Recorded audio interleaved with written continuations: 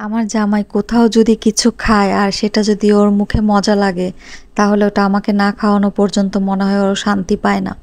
তো এখানে এসে নাকি ওর বন্ধুদের সাথে চা আর এই ভাজা পোড়াগুলো খেয়েছিল, ওর কাছে নাকি বেশ ভালো লেগেছিল। তো সেদিনই বাসায় এসে আমাকে বলেছিল যে আমি এক জায়গায় ভাজা পোড়া আর চা খেয়েছি, আমার কাছে তো অনেক মজা লেগেছে, তোমাকেও নিয়ে যেয়ে একদিন খাওয়াবো।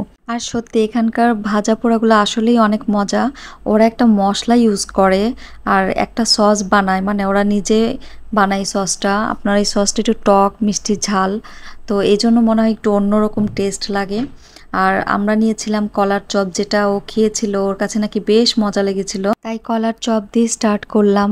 আর খেতে আসলে অসাধারণ মজা ছিল, অনেক ক্রিস্পি ছিল আর সসটার কারণে অন্যরকম একটা টেস্টও পাচ্ছিলাম। তো এরপর আমরা এক এক করে মাশরুমের চপ, বেগুনি আর কোয়েল পাখির ডিমের চপ ট্রাই করেছি। সবগুলো খাবারই খুব মজা লেগেছে। আর এখানে দেখলাম চায়ের আর ভাজা পোড়ার অনেকগুলো দোকান, আর ও আমাকে জিজ্ঞাসা করছিল যে খাবারগুলো আমার কাছে কেমন লাগছে। তো আসলে অনেক মজা লাগছিল খাবারগুলা, কারণ আমি আবার ভাজা পোড়া খেতে খুব পছন্দ করি, তাই আমার কাছে আসলে ভাজা পোড়া খুবই মজা লাগে খেতে।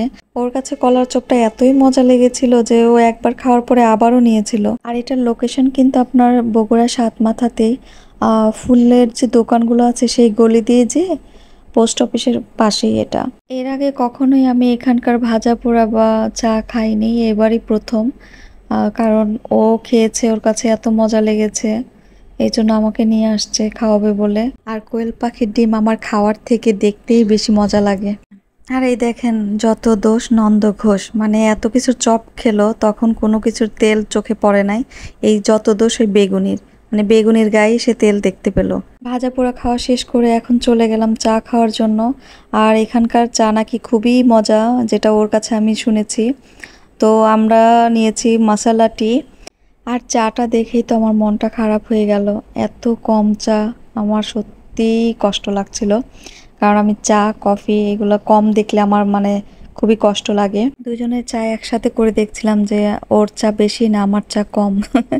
তো আসলে দুজনের চা একই ছিল। আর চায়ে চুমুক দিতেই কি শান্তি, এত মজার চা, মানে সত্যি ও যতটুকু বলেছে মানে তার থেকেও অনেক বেশি মজা।